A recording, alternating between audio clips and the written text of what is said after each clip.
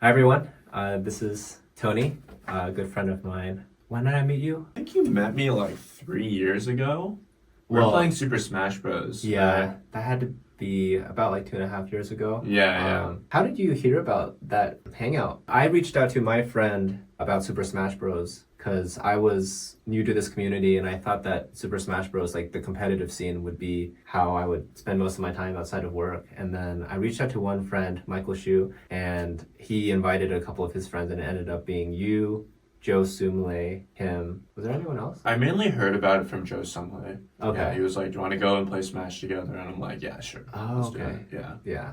So cool. That's Yeah. how we met. But yeah, I guess just to start off, do you want to introduce to people who don't know you, like what you do for work and yeah. Yeah. So, hi everyone. My name is Tony. I'm a PhD student in electrical and computer engineering, and my research is focused on developing microscale robots for neurosurgery. Yeah, I guess with PhD, like especially something so technical, Mm-hmm. every PhD candidate that I know talks about it being like one of the most grueling processes that they've ever went through. And for me, being someone who has never had the PhD training, it's really hard for me to picture like that grueling process. For me, it's like if there is an idea that currently doesn't exist in the world and it fills me with joy and excitement if I just think about, oh, I can do research that can make that idea like a reality. For me, it just seems awesome. Like it seems so cool for me to put all my eggs in one basket and live and breathe this,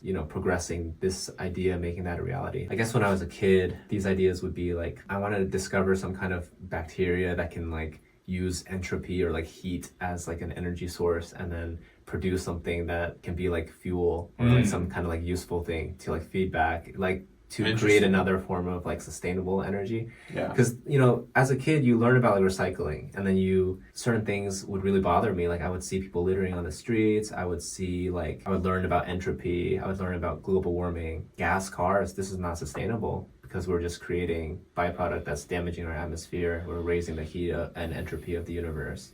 So I would want to create some kind of like alternative fuel that ended up kind of being Tesla in a way. If you have like wind turbines and electric energy going into cars, Yeah. cancer is something that really kind of bothered me about the world, and it seemed like research should go into curing these diseases. And now we have like gene modification, stuff like that. It always seemed so cool to me to be like, oh, here is a problem, there's no solution, put all my eggs in one basket. I love this pursuit anyway, so it won't really feel like work, or it won't feel terrible or mundane or just like slow and drudgery if I am pursuing this. So it's almost like a hack, right? In theory, it's if I don't feel like I'm working, then even when I'm working, I'm like playing in a sense. So that's in theory. But I think a lot of times people build up this really cool dream in their head, like this would be so cool and I'm just gonna go all in, why not? Yeah. And then in reality there's difficulty, there are challenges that you encounter when you're actually pursuing the ideal. So I guess for you, first off, like what was maybe the motivating ideal that got you to go all in on this PhD? And I guess what were some of the challenges that you faced? Yeah, ideals are definitely something that are, I would say, a luxury to pursue. I was lucky enough to be accepted into a PhD program, to possibly have the grit to do a PhD program and really have the grades to do it. And I agree. Definitely in my first couple of years, I put all my eggs in one basket. I thought this idea is really cool. I'm doing possibly things that could be like life-changing and really impactful. And let me just really try to figure out how to get these robots to move inside like brain tissue, have these robots be able to perform drug delivery. And there was a point in time when I was working about like 100 hours a week, but it was really out of willingness because I believed in the project that much. And you go through all of that. And it really was fun in the beginning couple of years. I had a blast. You go through all of that and then you start to realize that there might be other things that are missing in your life, like real human connection, being able to, talk to people, relate to people, being able to like put your parents at ease regarding your research, being able to also take care of yourself really. Instead of just really thinking of yourself as this one single entity that's meant to accomplish this one single goal in life. for those people that put all their eggs in one basket and succeeded, all the more power to them. For me, it's a different story and something that I'd like to warn other people. I think typically in huge podcasts, you invite like maybe like the Joe Rogan podcast, right? You'd see like Elon Musk being like, oh yeah, you should put your eggs all in one basket. You should pursue this ideal. You should really just chase your dreams, screw the consequences, try to go all in as much as you can. There is some truth to that, but there's also a luck factor that plays into whether you have the resources to really do that. And it's not, for a very long time, I had kind of a difficulty reconciling with that fact. I'd put in so many hours, but very clearly I had no mentors around me. My advisors had no funding. I had to help them write funding. I had to secure my own funding, get my own awards. And even then, we were competing with other robotics labs that were like 10 years ahead of us. It's interesting. I think in a lot of PhD programs, the PhD students that I've seen succeed have a more balanced life, and they don't tend to see their research as like an all-encompassing defining factor in their lives. So that led me to kind of like take a step back from research, because it was clearly impacting mental and physical health for me. And I think at the worst of my PhD, like I had like stomach aches all the time, like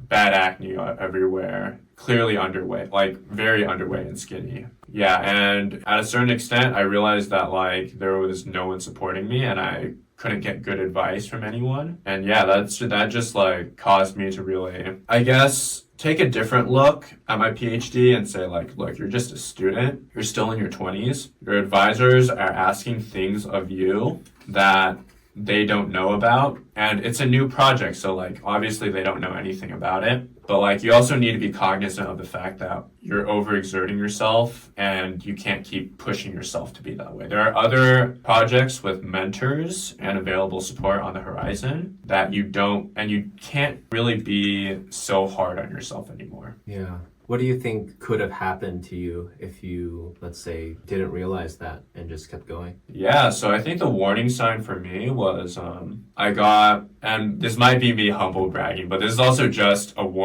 just a genuine thing. Like I chased rewards like the bag. I got everything. I got National Science Fellowship, Graduate Fellowship. I got Best Poster Award, Best Paper Award, another Best Poster Award, and then another fellowship. I was stacked in terms of the amount of stuff I was getting. And I helped my advisors win a NASA grant as well. So I was just stacked in terms of accomplishments, right? And that added to my ego, but at the same time, it hurt me really bad to see that. And this might just be like, and this is just the danger of an ego. This is why you have to be humble even when you get this type of stuff. I guess it just like kind of stung for me that like my research was still super far behind all these other people, all the other peers in the robotics and the small scale robotics community that were just publishing in way higher tier journals, had way better connections. Meanwhile, I was just like slaving away in a lab, doing everything by myself. Yeah, and that's when it really like got to me that you can't continue pushing on, especially when you have this stacked stuff, right? But industry only cares about your skills. Right now, your skills are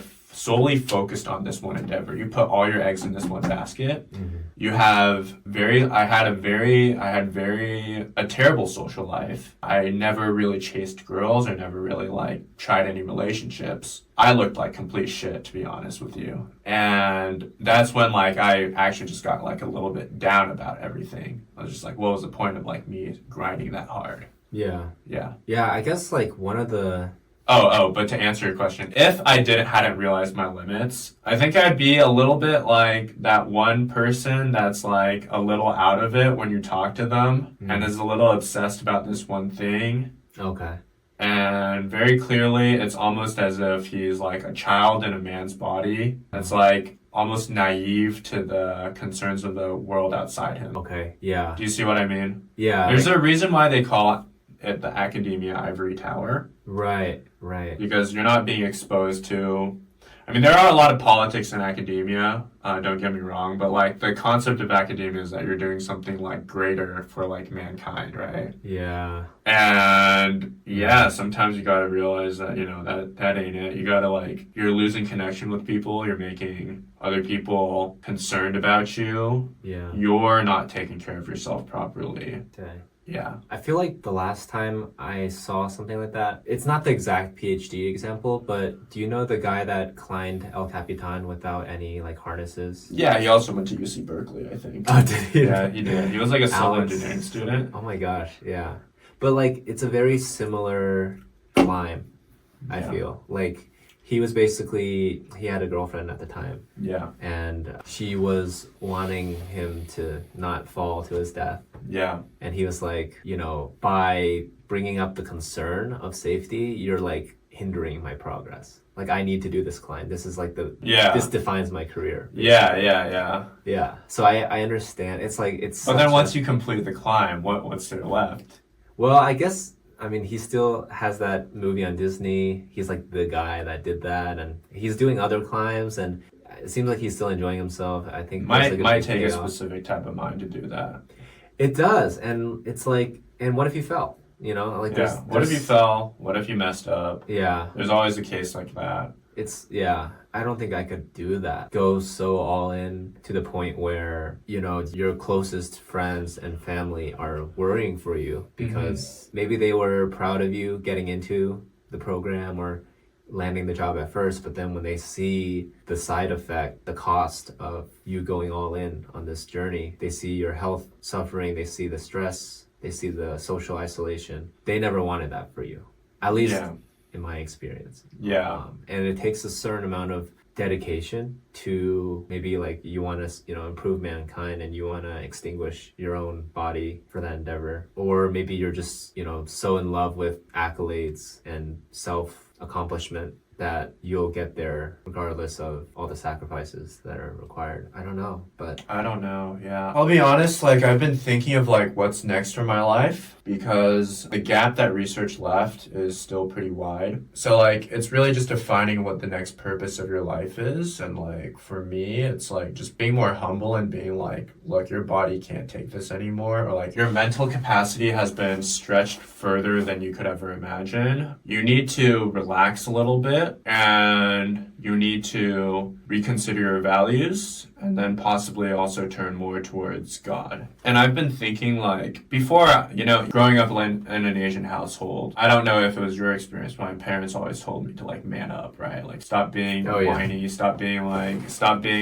showing concern for other people or like show concern for other people, but like be a man, right? Just don't show any emotions, don't be a loser. But then like in my PhD, like I was like, be a man, don't be a loser. Keep going after it, working 100 hours a week. Don't whine or complain. you were checking off all the boxes. I was checking off all the boxes, and then at the end, I was like, I can't do this anymore. It was bad, I would say. It was like almost like you don't show any of your feelings, and you pretend everything is okay until like you just straight up realize like, oh wow, this really isn't okay. And if I paid attention to my feelings, then like this wouldn't have happened. Right? So a big part of like my life right now is like saying like, you know what? It's sometimes okay to be a loser. Sometimes okay to feel like you haven't gotten things figured out. You just need to be open to the fact that you can improve and like that you're not going to be a loser like forever. Yeah, so like that's a lot of the case there. And like even me describing everything as like, oh man, like I lost so big on research. Oh man, I screwed up big time. That's still it's all relative. Like that's an unhealthy way of looking at it, man. Like yeah. sometimes you just got to be kinder to yourself, right? Otherwise, what's the point in like really living? Yeah, I just wonder if there's an art to, you know, nurturing this human side of yourself while you're excelling in the technical aspects, right? Yeah. Like just taking the climber, for example, like as he's thinking about the different holds that he needs to memorize, I think he memorized literally every single hold. Wow. All the way up. Every hold had a specific like optimized grip that you're supposed to do, like an ergonomic grip. Wow. So that you can make it work. Otherwise you just fall. Like wow. he had to memorize all of this, know it really intimately before the climb. Yeah. But it's like, yeah, humans have limits, right? How are we able to perform at such a high level and still be in touch with our emotions? And, you know, if we have a feeling of we're doing all the right things, it feels horrible and it feels unsustainable. How are we able to respond to that and still achieve, at a level that feels significant? And yeah, that's something that I struggle with a lot too. I think it's important to be humble, like you said, like recognize that we have limitations as humans, but also not give up our dreams because we want to just cope. It's too much of a sacrifice, and I'm just gonna start setting finish lines for myself that I used to push past when I was more ambitious. I don't think that that's the answer, but I also don't think, being that child in a man's body, foregoing all social connection, you're not actually caring about people's struggles when you hear them in community because you're just so laser focused on your own thing and you just don't have any capability of being present with others. I don't think that's the answer either, but I mean, you take a look at someone like Musk. The guy has gone through how many divorces? Like 3 or 4? Something like that. He has like 11 kids. He doesn't take care of any of them. He's like obsessed with like politics or like going on Twitter all the time. Like I remember I used to look up to that guy a lot. And like that being like said, his achievements are crazy. His achievements are utterly insane. Probably the best builder in our age or in the history. He's like it's insane the amount of stuff he's accomplished, and like at the same time I'm like I want a bigger purpose than like, because I know that I'm probably not, I've expanded myself for now, but maybe I'll definitely be a little bit more ambitious later. It's definitely about enjoying the process. If you enjoy the process, then you can be as ambitious as possible. I remember I enjoyed every single process of PhD. Really, I enjoyed every single process. Strangely enough, it was only after I started getting the accolades I stopped enjoying it. I was like, okay, now I've achieved this, but I guess but I still feel like there needs to be more that needs to be done. And then I kept pushing my team, like, is there anything more that needs to be done? More that can be done? Is there anything more we can achieve, right? And yeah, we were just out of ideas at that point, and like I guess that was when I decided like this ship may need to be redirected a little bit, and I'll still complete the project, but I will be a little bit more wary about how I'm really spending my time here. Yeah, because before Musk went to like Tesla or like SpaceX, right? I think he successfully invested in like another business. PayPal, yeah, they got him a lot of money to do these pursuits. I see, and that there's a difference here. I don't have that money, or like I have some financial concerns that I need to take care of. And at the end of the day, like I love my family. My family is going to take precedence over me like killing myself doing this research or like trying to be the best at everything. Yeah. My family is going to take precedence over that, and I would rather not lose my humanity just like chasing this absurd ideal that like at the end of the day has cost me a lot of my time too. But it's all a process, right? Yeah. Can you talk about that process? Like how did you move, I guess, beyond being laser focused on career success, and how did you start to genuinely enjoy like other things? Pickleball. Yeah. Like walking. Yeah.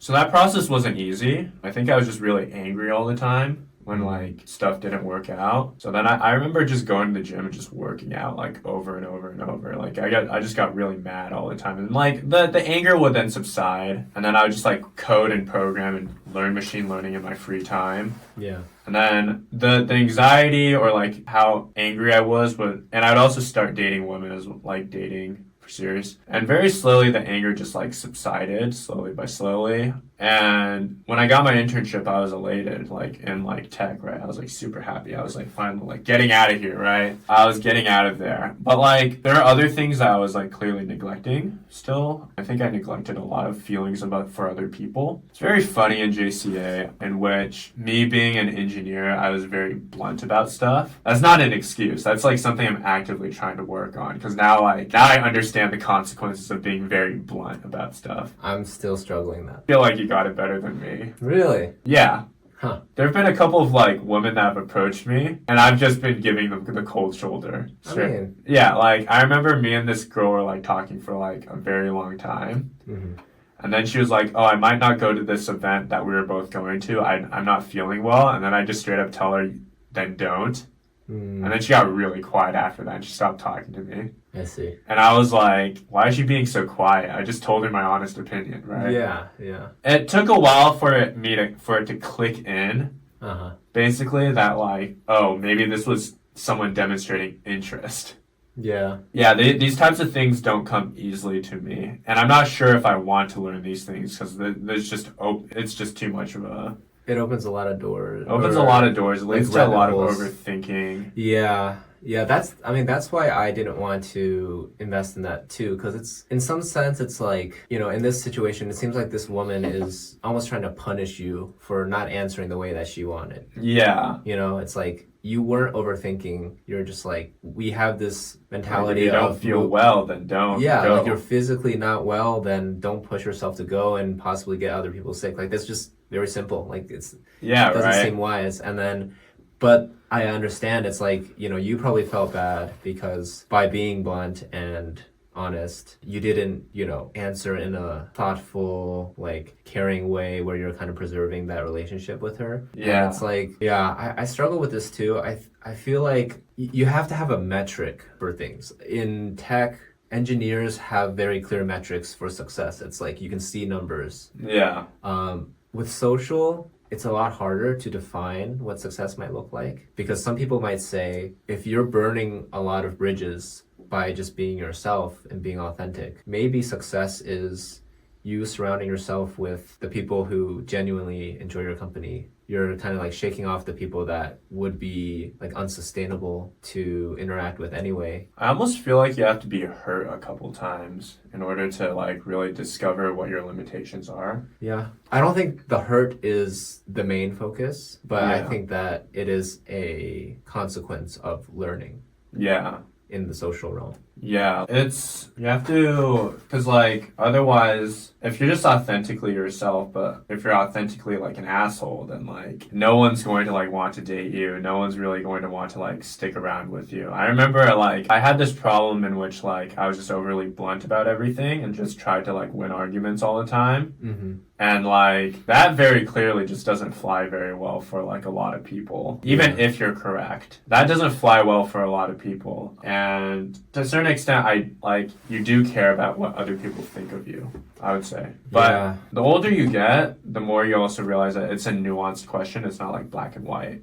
It's like you can't be fully authentic and like you can't fully care about what other people think. Yeah, exactly. Could you imagine how exhausting it'd be just like caring about what other people thought about you all the time? Yeah.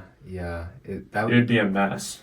Yeah. You're going to make people angry one way or the other. Right. Yeah, on one end, it's like you can't be considerate to that extreme where you're never saying your authentic opinion. You're constantly just succumbing, or like you're constantly saying things just to let people hear what they want to hear. That's not sustainable. But on the other end, it's like you can't be authentic to yourself all the time because then you're basically no different from maybe like a child, Like, yeah, you're no different from a child. Like I was like, I want candy. Yeah.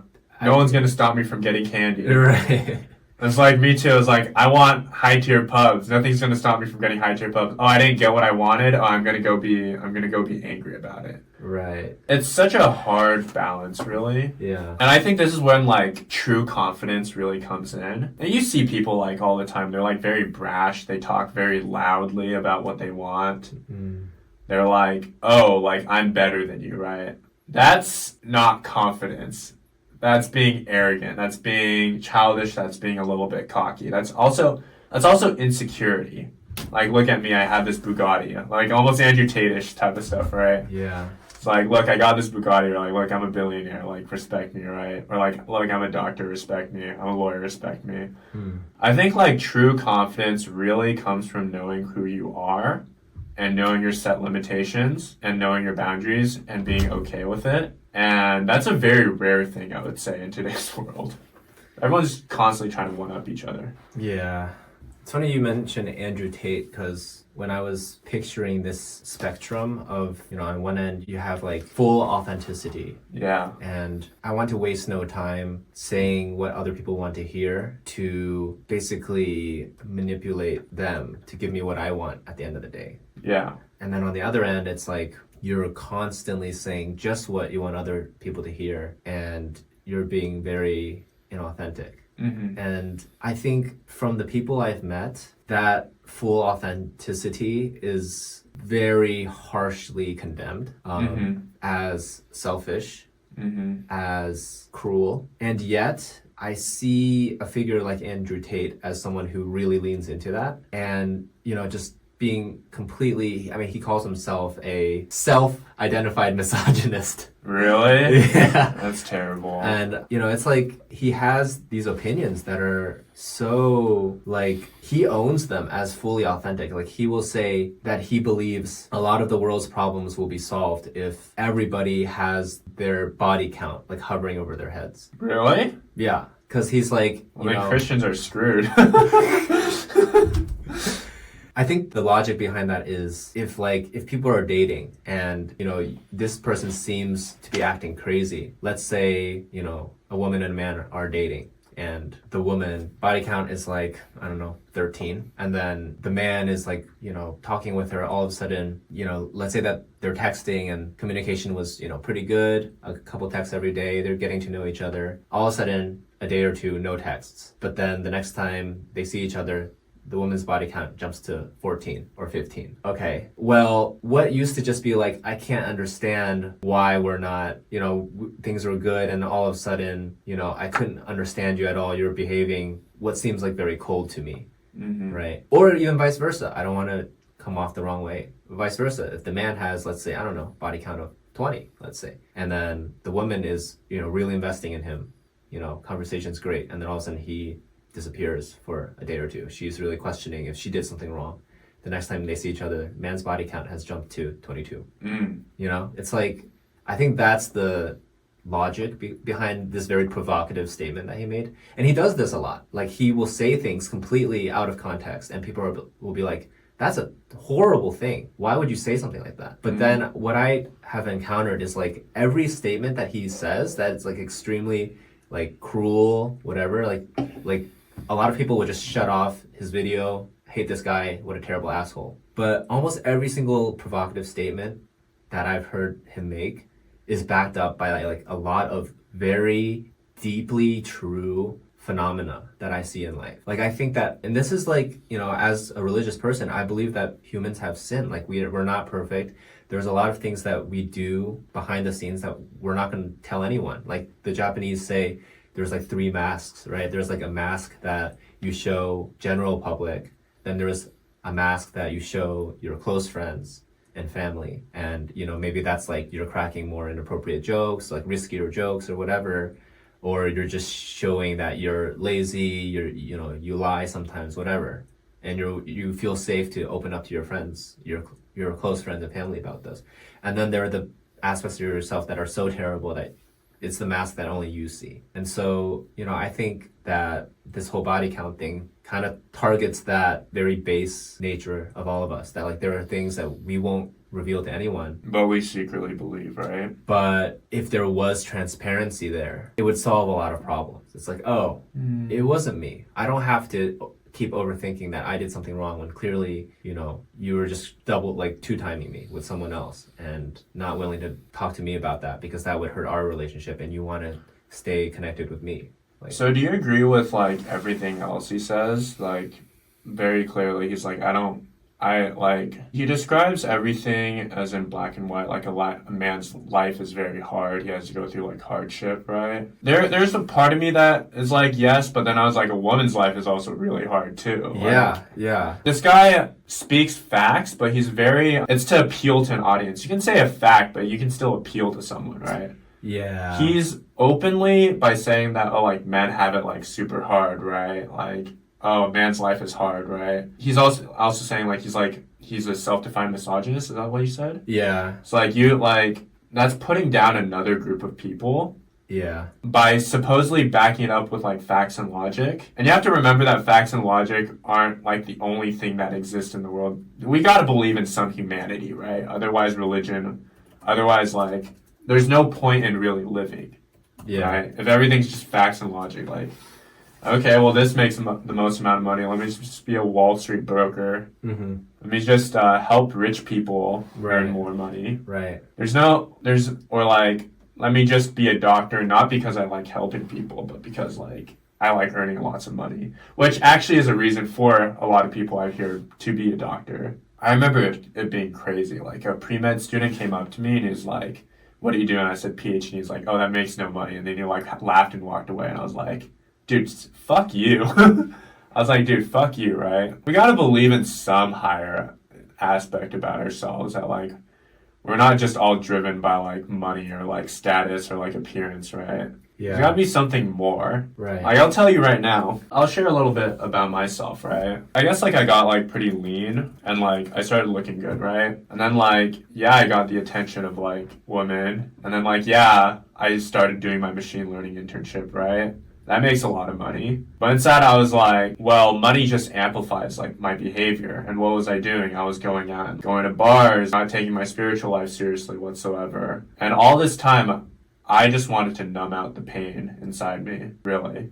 About like the disappointment in PhD. About how much it was like a self-pitying aspect almost. And that's the exact thing that people like Andrew Tate or like all these people like Musk talking about, like, oh, you gotta grind because like your life is hard. Like, you gotta hustle. You gotta push yourself as much as possible. It's like, yes, by doing that, you become a very angry and resentful person. And you drive people away from you. And what are you trying to get the money and like status for? It's like subconsciously you want people to respect you, right? But if you're just like an angry asshole all the time, like clearly being like, what I want is true, what I want is completely true, screw everyone else, you're not going to get any respect from other people. Otherwise, like if you think about it, if money was all that mattered, status was all that mattered, everyone would love politicians. That was just a genuine question.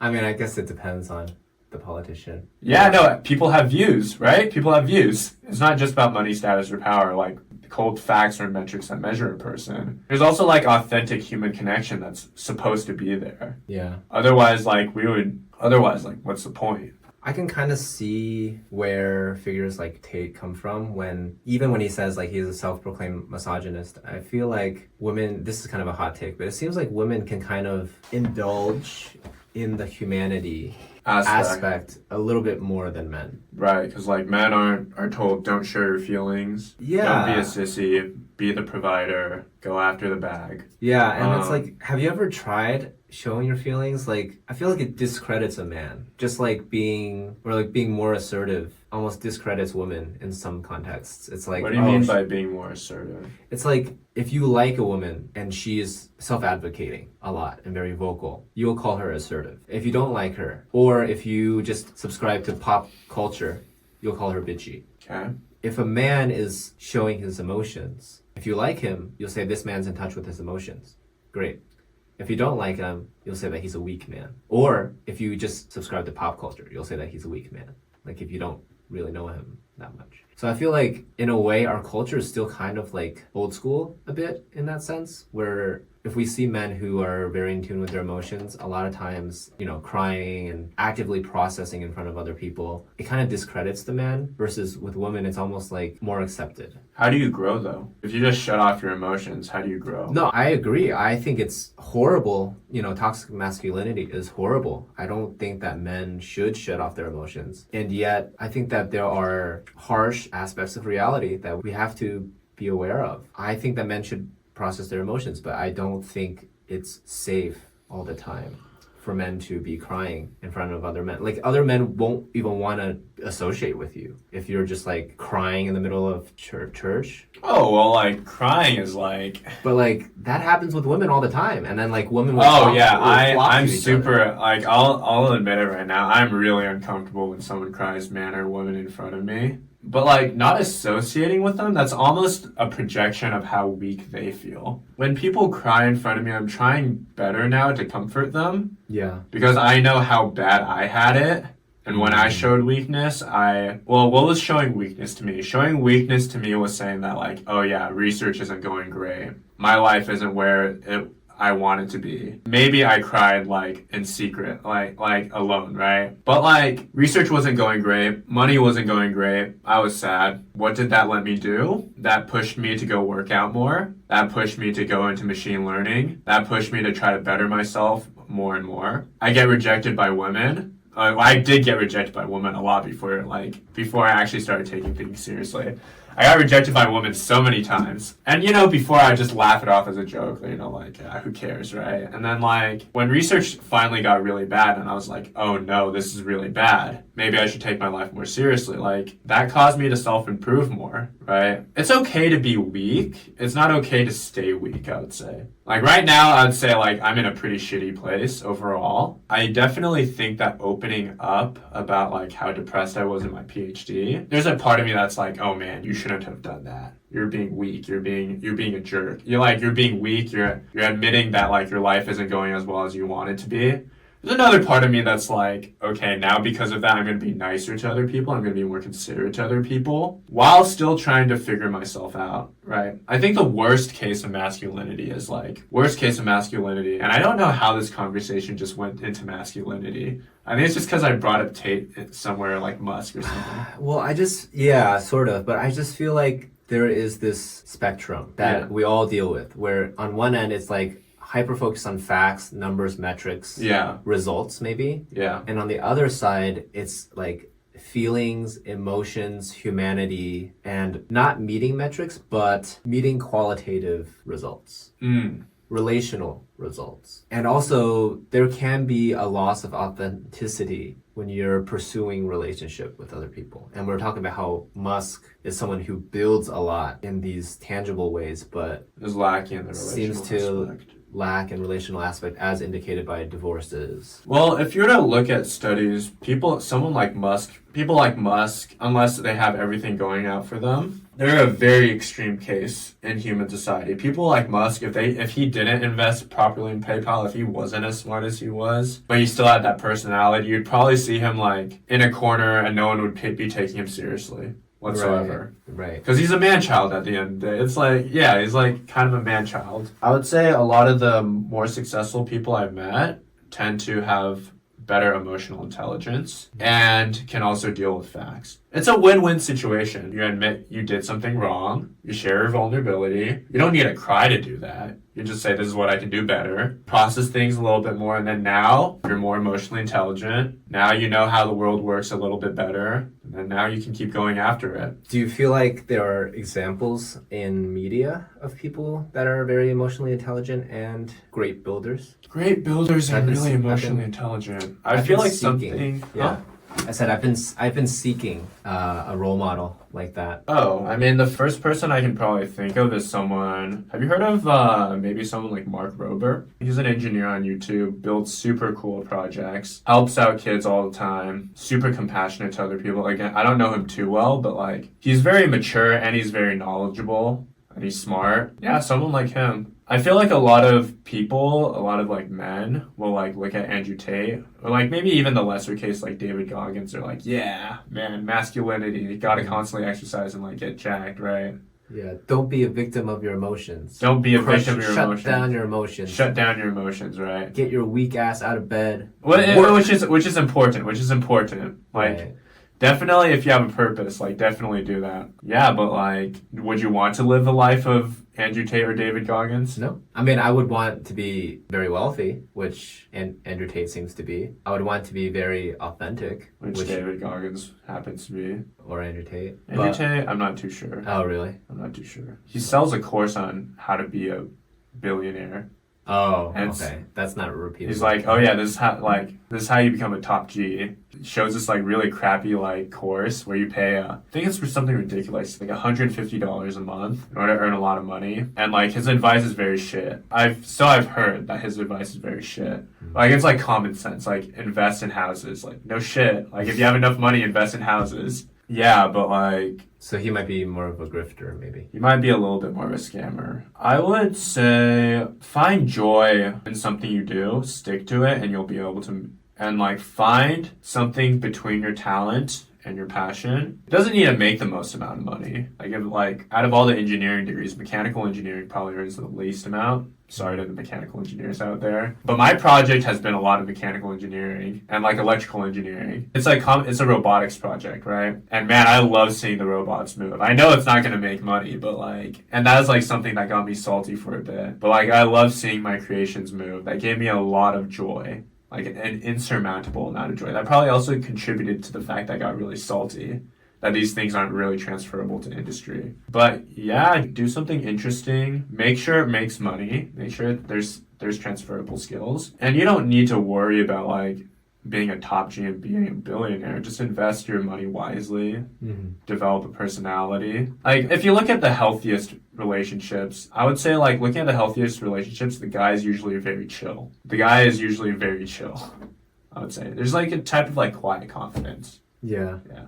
Do you feel that? Very rarely do I see a relationship in which the guy is very loud and brags about his success, in which it actually works out. Yeah. I'm just thinking about humans having limitations and like if you're able to even achieve like both at the same time, like empathy and like cold hard reasoning and logic, right? Yeah, I just feel like if to function at the height of either of those, it's like it can't be simultaneous. I feel like they're both orthogonal to each other. They're orthogonal. It's not like you can only have one or the other. I think they can coexist. I think you can try as hard as you can to have cold hard reasoning and be empathetic. But I mean, I was just listening to this is another maybe outlier case, but I was listening to Donald Trump being interviewed by Lex Friedman on the way here. Okay. And Trump was saying how when he was president, he got Afghanistan or someplace like that to kind of the leader to like stop killing Americans, which was happening a lot before he was president. And Lex was asking him like, oh, in negotiations, are you using, the stick or the carrot? Carrot being like cutting good deals with good benefits, the stick being threatening with military force. And Trump was like, oh, that was the stick. Military force was used to get, the leader of Afghanistan back off. Okay. And I mean, this is again, maybe like an extreme case, but I feel like at least in that situation, Trump isn't able to be empathetic or dangle carrot or some kind of like cool perk where it's like win-win. Oh yeah, no, if it comes to death, then definitely dangle the stick. Right. When it comes to like death, when it comes to like horrible crimes against humanity, like definitely dangle the stick. Right. And this is when like knowing who you are comes in. Like you can't be like kind all the time because people aren't kind. You're gonna see like people that are like giant dicks, right? Right, yeah. Yeah, and so I'm just like, when I think about maybe like the traditional or maybe even the old school American nuclear family, like I still kind of see like one breadwinner who's like very almost like cold and ruthless, but is like financially succeeding. And I'm sure that person is trying, let's just focus on the most successful families. Like if there is one person who's the breadwinner and the other person is at home taking care of the kids, trying to nurture like the more relational, fun, human, empathetic culture of that family unit. I just feel like the one that is very cold and focused on making the paychecks will push him or herself as hard as they can to be patient and empathetic and, available for their partner. But if you're operating in those like cold, harsh, decision-making environments a lot, it has a cost to your human empathetic aspect. Maybe because you deal with so many situations where you have to be, using the stick to get a result. And likewise, I think, the person in the family who is so hyper-focused on building relationships, creating safe spaces, prioritizing relational success over maybe creating a quantifiable result by a deadline. I feel like that person might struggle to deliver like a packaged result that meets certain benchmarks by a certain deadline because they're so used to putting that off in the pursuit of someone's happiness, someone's safety, someone's feeling of warmth. It's all about deciding what your limitations are, what your boundaries are. I can say this. I'm usually a pretty cold person. It's only recently that I discovered I really had feelings. Like, I'll give you an example. Like, I just didn't give it, like, all those times in Austin that I hit up random women, they could be beautiful. Okay, maybe the podcast. You know what? I'm okay with you guys all seeing me like a dickhead. It doesn't matter. They could be amazing. I didn't give an absolute shit about them. I was like, I'm just doing this to practice my game. And then when it came to machine learning, I was like, this is fun, but I'm also earning a lot of money, and that gives me a sense of power over other people. And in my PhD too, it was like, I'm getting all these things, I'm superior to everyone. It was only after that, like, I realized that the lab was kind of run, that like, that I wasn't getting what I wanted exactly, that I just got kind of salty about everything. And then that's when I showed a little bit of like weakness. But otherwise, I was a pretty big asshole. I was like pretty cold in general. Yeah. Didn't pay attention to any woman, like, whatsoever. Didn't care, was all about the grind. And we can feel free to cut this out, but it was only after I developed a crush.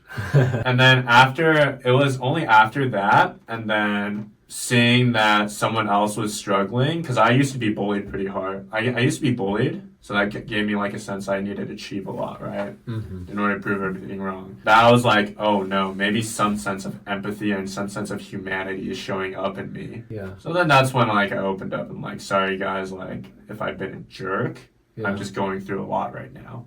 I'm still very much after the bag though, don't get me wrong on that. Yeah, yeah. Yeah, because like, if you're just like, I love people all the time, someone's gonna step over you.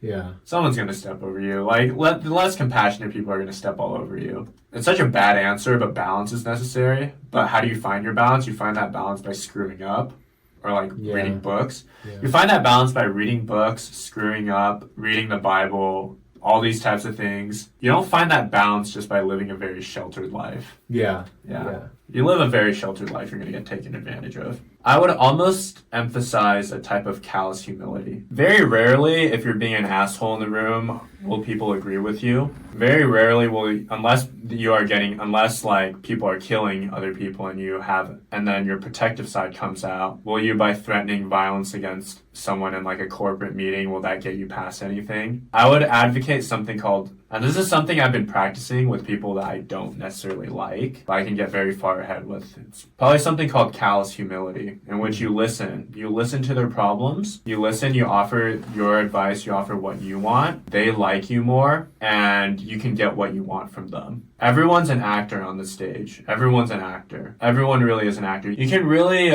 think about like how much you can try to see yourself as authentic, but everyone's trying to fulfill a role at the end, right? Even me, when I was thinking I'm being authentic by pursuing this research field, there was still very much a drive in me to like prove myself. I wanted to take everything, right? It wasn't necessarily about the money, but I wanted to take everything. There was like that aspect of me that was like, no, screw humility. I want everything. I want money included too. There's still that aspect of me too. There's that constant voice in my head, just like, take everything, consume everything, be a jerk to people, take everything, right? But that doesn't get you very far. Well, it's not like, I mean, is it actually, the inner monologue is actually saying, be a jerk to people, take everything? Or is it like, take everything, try not to be a jerk, but then in practice, by taking everything, people see you as a jerk? Yeah, you get seen as a jerk. Exactly. And like, it's so hard balancing this too, because like, I remember when I was grinding for like machine learning. Yeah. Very clearly, there were like people that were like interested in me, and I just didn't give a rat's ass about them. I was just too focused on like grinding and getting money. My parents say that I have a very obsessive mind, in which I will try to be the best I can at everything. I want to also kind of like give like a whole, I guess like redirect it in like more of a wholesome manner. It's like or maybe not a wholesome manner. Actually, yeah, feel free to cut that out. But I feel like I was only in the position I was to say that like I'm not doing well in my PhD after basically getting the machine learning internship. After getting really jacked, after getting a lot of money, I was in the position to say, you know what, like, I might have gone a little bit too far. If I've been a jerk to anyone, just let me know, and I'll improve on it. And I feel like that's the story of a lot of people, in which when you're young, you have a lot of energy. You're very egotistical. You don't really, I don't know if it's very common to see someone that's very considerate at a young age. Yeah, not a whole lot. Not a whole lot. You're very ego, and there's a reason for that. It's so that like you have this energy, go and achieve as much stuff you can in the world. And after you achieve that, after people see you succeed, your words matter a lot more. Mm-hmm. I don't mean to sound too jaded, but imagine if I was like overweight, an alcoholic, making no money whatsoever, and I was a jerk to a bunch of people. Like very clearly there's a difference. Yeah. You see someone that's like comfortable in their role versus someone striving to be better. If you were overweight, you would be the person comfortable in their role? Or like basically being like, this is as best that life gets. I'm just going to like settle down. Or like I'm not going to try to improve myself. This is what I am, which is also not a bad thing per se. But if you're a jerk, then like it's not a good thing either. In that example, I was just thinking about how by earning an accomplishment, you earn people's respect and credibility. Mm-hmm. But until you get to that point, people will have a harder time respecting. Yeah, so I'll also say this. When I was like clearly very depressed, like, and I didn't go to the gym and I had really nothing going on for me, I think a lot of the cases were that like people are just being like, you're being a little whiny. I don't know if it's my own reflection, in which only after I get like a lot of stuff can I be openly vulnerable about my problems. But when I was grinding, I was very quiet about it. So take that however you want it to take. I do think there's no universal ideology in order to improve yourself. I think first you need to grow fangs before learning how to control them. Yeah, I agree with that. And I still think I'm growing fangs right now because I'm in this PhD program. God help me. Let me just say this. Confidence without feats is delusion. Yeah. Confidence without feats is really just delusion. Yeah. There's a reason why you feel crappy if you didn't get that job or like you didn't get that date. Yeah. Yeah. Also be kind to yourself too, though. Realize that you can change and you can improve. Yeah, but I was absolutely like not in a good place, and like you improve your mentality and like keep going after it, and also develop some spirituality too. Yeah, I'm still not fully understanding the callous humility. Can we expand on that a little bit more? Like what if you're seen as weak and you appear humble? Oh wait, might be a bad take. Yeah, no, that's a bad take. I won't talk more about that. I guess like if you don't like the person, but it's Machiavellian in a sense. If you don't like the person, but you can get something out of them, just listen to what they have to say, support them, and then you'll get what you want. I'll give you an example. Back in Austin, there's this one person that just openly talked to me about all his problems, like just endlessly talked to me about all his problems, kept inviting me to everything. I just listened to what he had to say. And at the end of the day, he's like, dude, you're my best friend in Austin. Because all I did was just listen. I didn't really like him. And he was like, you're my best friend. If you ever need help, let me know. And he works he's pretty high up. So unless they're hurting you or your loved ones, don't be a jerk. Try to be as kind as possible, and we have an excess of anger. Well, at least I have an excess of anger. I don't know about you. At times. Yeah. Okay. It's not as persistent, I would say, for me. Yeah. Usually if I find an outlet, it's usually building in a different arena. Like if I'm frustrated about work, but then I switch over to cooking after work, it's just a distraction, really. Like there is a problem going on at work that hasn't resolved, but I'm just switching over to cooking. I'm getting really caught up in the details, and I have a lot more control in this arena. And so I like whip up a really nice meal, and then as I'm eating it, maybe like with a friend or something, I'm like, oh, there's so much genuine joy elsewhere in life, and like that thing that I was caught up in, it's just, my anger, the intensity of my anger is just like, it's so pointless. I remind myself that I'm just there to work. I'm paid to render a service.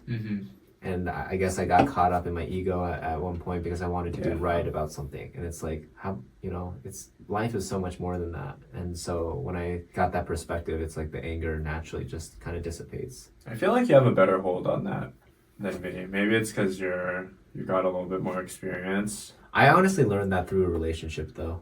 Through a relationship? Yeah.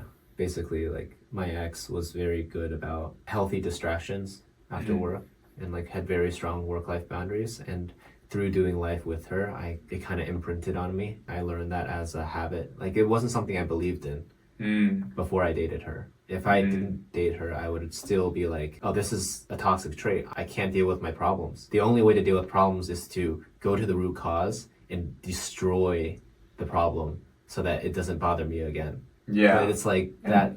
Yeah. That's not how you deal with relationships, because no one in contest with you wants to be destroyed, and no one will give ground like that, especially if there's like some hierarchical problem. Yeah. Right? No, I see what you mean. Yeah. So it's like, instead, I can change my relationship or my perception of the problem by gaining perspective. And in a way, that changes your behaviors in that problem to kind of make it like get washed away in the ocean in a sense. Like, yeah, it was a problem. It sort of still is a problem, but at the same time, it's lost its meaning and people move on.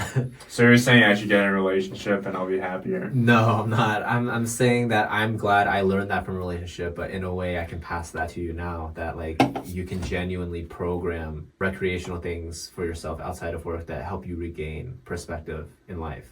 I think so too. Yeah. Yeah, I don't think there's just working all the time, man. That's soulless. I will tell you about the time when I was grinding 14 hours a day.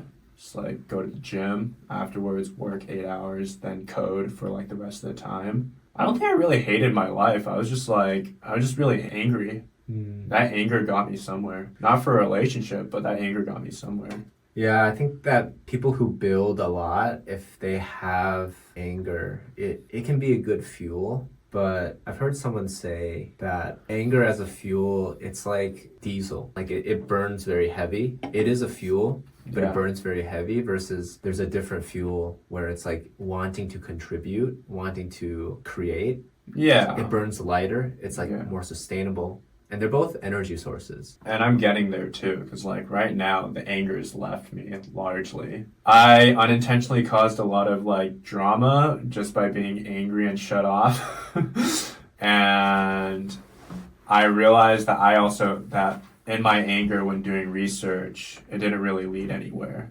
Like I was just too hyper focused on getting out. And now I'm realizing, oh, that didn't lead that. It was kind of like made me tunnel vision on this one thing. Yeah. Yeah. So I think that's the unforeseen cost of anger. Like you think that it's a great fuel, like source of energy, and you can get a lot of building done with it, but you don't realize that you've neglected so many other aspects of your humanity. yeah, like You get learning that to tunnel connect vision. with people. Yeah. Yeah, it's lonely. It really does get lonely at times. Probably for you too. Oh yeah. Yeah. I think I feel less lonely in the moment if I'm building with anger. I feel like I'm channeling it in a really productive way. Yeah. But then in hindsight, I'm like, when you realize, because it's blinding, it blinds you. Like when you're building things with anger, it's like you feel so good about yourself. Like, oh, I'm doing such a great job. You're not even aware of the opportunity cost, the relational opportunity cost. Like, I you could really have been are. having great dinners with friends. I could have been cooking dinners for my friends. That doesn't cost too much, but you know, all those potential relationship building evenings where I could have been enjoying my life, been maintaining friendships. It's like I was just isolated, and I felt totally okay. I felt totally okay. Yeah, me too. I felt totally okay just grinding. And it's just, I think, like I was actually, you know, that song by Post Malone where Congratulations, where the lyrics are like, work so hard, forgot how to vacation. Yeah. I'm like, that is literally so deep because I haven't taken a break. Not even after my internship. I have not taken a break. But wouldn't you say that the initial reason people go into these endeavors and engage with the difficulty of like PhD or med school or whatever is like in pursuit of something like just simple and fun? Like, I just want to feel safe. I just want to sit on top of a huge amount of money and be safe knowing that I can use it to go on nice vacations and provide for my family. And like, these are all like very simple things, like simple desires, simple emotional desires. But it's like, I'll admit, I didn't go to PhD because I wanted to feel safe. And then I went to PhD initially because I wanted to prove myself. but like by proving yourself, isn't that, Like, you're going to eventually get the money and the safety once you prove yourself, right? yeah, like I think that all comes with it, you know? It's like someone who is valuable in society. Yeah. Great inventor, I don't know, Edison. Someone who created something that everyone's using. No one's going to use what I made. I mean, I'll say this straight up. Like, I thought everyone was going to be using what I made, and then I was like, okay, no way. Yeah, it's hard to execute, but I'm just saying, like, even in the best circumstance, right? Even when people are successful and their product reaches like scale and is sold and used all over society, like the whole point, the initial point that people are chasing after, it's just like some kind of joy. It's just some kind of like cashing in on something, right? You're cashing in on an emotion of safety, of happiness, of fulfillment. And it's like, work so hard, forgot how to vacation. It's like we lost sight with that original desire of experiencing joy because we started picking up these resentments like, oh, I have to do a whole team's worth of work, and like these are things that we never initially chased after. It's just like traumas, so to speak, that we're picking up along the way. It's like additional responsibilities that we're picking up along the way. Oh, I have to like do all this trial and error because I don't have good advisors. Just like, you join a team, you're hoping to be equipped with resources, and then it leads to a lot of bitterness when you're just like thrown to the wolves, so to speak. And it's like, this isn't what I signed up for. Yeah. And it's like, now I have all this bitterness, and it's like the best way I know how to expend all this anger energy is to build. And by building, that means I'm sitting in front of a computer by myself for 5 hours learning to code, or like doing some, or in my case, it might look different, right? But just like, now I'm isolating myself, and it's like, truly, this is not what I entered this in pursuit of. I entered this to prove myself, but then prove myself, what that looks like is like my family is proud of me, my parents are like embracing me, showing me off to other families, they're reading articles or like seeing me in like big interviews, and they're just proud of me. My partner loves me and feels really safe that I can provide because I'm so valuable. It's like, it seems so simple, but a lot of very smart people get kind of lost, I feel, in the process. Like the accumulation of these negative emotions, and then like truly feeling like the best way to find an outlet for these negative emotions is to build, which is great energy, but then it's like you forgot how to vacation. Like you never intended to give up all these opportunity costs, but you are. Yeah, it's horrifying, right? It's like, what do people say now? What do a lot of men say? They're like practicing their game, right? I think there's the beauty in authentic like human connection, but everyone seems so grindy nowadays that it's like, oh, you gotta practice your riz, you gotta practice your game, right? Like even the thought of like entering an intimate relationship is built off the grind. Yeah. In a way. Yeah, which is why, like, for people I don't care about, like, my game's on point. For people I do care about, I'm the worst at it. My game is absolutely horrible with the people I care, with, like, the people I care about. I'm trying to improve my game with, like, the people I care about. Because, like, ultimately, if you're a shitty person to the people you care about, even if you're being authentic, saying so-and-so, that's not going to work out. You gotta really just be a better person. Even the term game is like, it suggests a simulation, like Monopoly, right? Like a simulation of real life. Like, oh, what is it like to own a bunch of property, and then every time someone lands on your square, they have to pay you rent. It's like, it's a simulation that ends, and then you go back to your real life, and then it's like you can truly care about that. It doesn't matter what happens in the game. But like, when people say game with dating, it's like, yeah, you don't have to care about certain relationships because you're just building like interpersonal skills, but then you finally have a crush on someone, or like this, you really want things to work out, and it's like, now all of a sudden we're not equipped because we can't run like the same, I don't know, reproducible scientific workflows with someone that we're truly connecting with on a human level. Like you like someone, there's someone that like you don't care about. You're like, you can go up to them, like tell a joke, like be super confident. You're like, confidence you're amazing. You're so smart. Or like, increase my compliment giving. Yeah, or like when I look at you, I'm just lost in your eyes, like that type of stuff. When you see a crush, you're like, oh god. Yeah, you're like, I truly do feel like I truly do feel like I can't say it. I truly do like you, but I can't. But like, I don't want to say it and like be cringe or something like that. The costs are too heavy now. I do it's like not you. A game. And like when your heart gets broken because of that, it just gets worse. You're just like, oh man, that was terrible. All right, back to just surface level interactions with people. Yeah. We can also shift the conversation to be a little bit more wholesome if you want.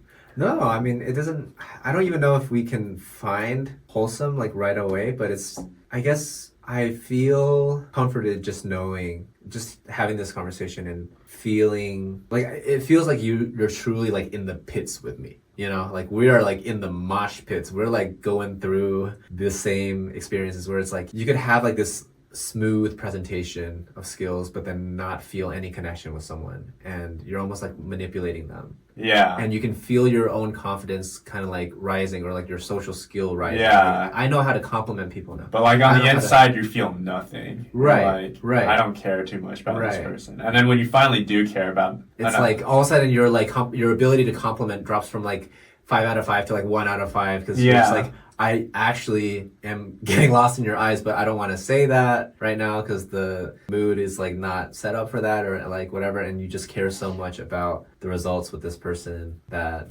or I don't know, or the connection with this person that you just don't want to. It's why love songs are made. It's to channel that frustration. Yeah, I don't know. I feel really that brotherly solidarity that we're going through this together. But My brother, I mean, yeah, I think we're both going through the thick of it right now. I need to wrap up the PhD, and you got to get trained in your new job.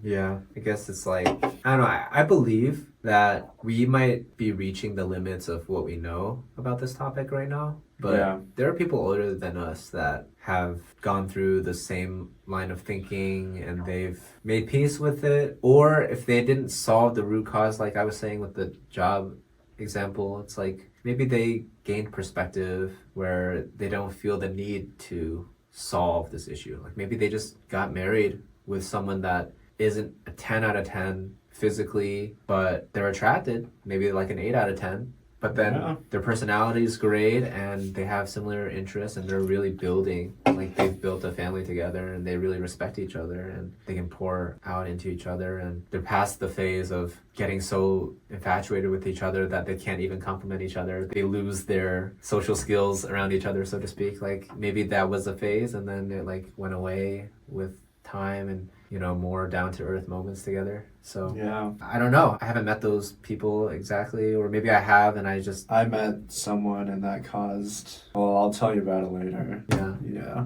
Sucks, but it is what it is. Yeah. I guess like there's a lot of topics I want to talk about in the future with you. Sure. But I guess one thought I've been having is like there's limitations to science. And my PhD friends always tell me that PhDs spend their careers, if what we know. Yeah, we all know that figure. Yeah. If all we know is this giant circle, and then you go into college and you specialize in this and this, and then now you go to grad school and you do research, what you contribute is maybe this small little bump, but you got to realize everyone's over here still. Right.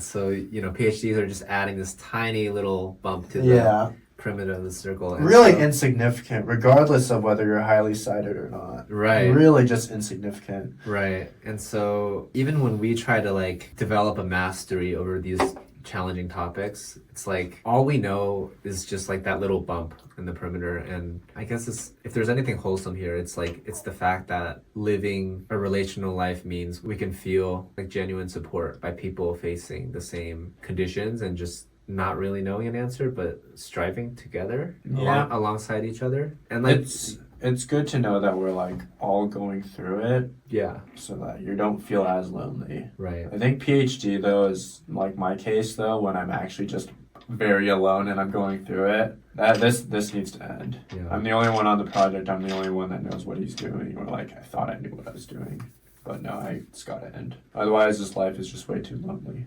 Yeah, I guess it's good that you have a community outside of PhD. Like I'm sure some people haven't figured out that, you know, some people don't go to a church, or, you know, they just after work they'll just maybe be on YouTube, like like looking for a connection. Or it's lonely-ish. It's so lonely in PhD, especially if you don't have a good project. Yeah. Incredibly lonely, and especially if you're ambitious, even more lonely. right. It's the price of ambition, really. I'm trying to let that go, though. I'm trying to be like, you're human. You can still fall in love. You can still enjoy the things in life. I'm excited to see what lessons we are exposed to, like as life moves on. Yeah, me too. I think talking to you has made me feel better about my situation, even though I'm clearly just going through it every single day. I guess we talked about a lot of difficult things, but what would you say has been one of the most rewarding moments in your PhD life? building something solid and tangible and seeing it move.